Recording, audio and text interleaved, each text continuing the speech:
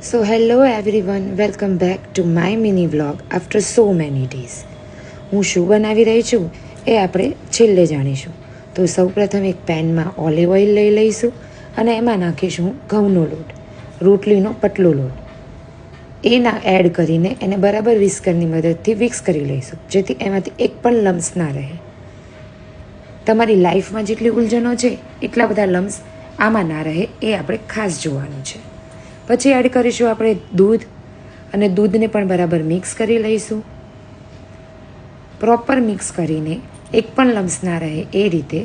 After that we are going to add some oregano and some chilli flakes as well. Chilli flakes તમે જેટલું તીખું ખાતા હો એટલું તમે એડ કરી શકો છો.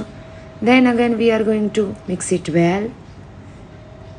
પ્રોપર મિક્સ કર્યા પછી હવે હું એમાં એડ કરીશ મીઠું સ્વાદ અનુસાર. મીઠું એડ કર્યા પછી બ્લેક પેપર પાવડર થોડો ઓછો જ નાખું છું હું, બિકોઝ મેં already chilli flakes and all નાખી દીધું છે. એ એડ કર્યા પછી બરાબર મિક્સ કરી લઈશું. ધેન હોમમેડ પેરી પેરી મસાલોનો શોટ હું લેવાનું ભૂલી ગઈ છું, તો એ એડ કર્યો છે મેં આ, અને બરાબર મિક્સ કરી દીધું છે.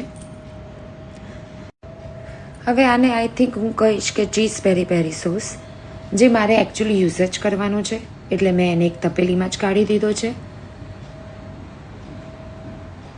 એન્ડ પ્લીઝ કોઈ કોમેન્ટ નહીં કરતા કે થોડું ગંદુ છે આજુબાજુ એનો ઓલ. વેલ, મારે બહુ કામ હતું, ફટાફટ આ વિડીયો ઉતારવાનો હતો, એટલે મેં ફટાફટ આ રેડી કરી દીધું છે. Thank you.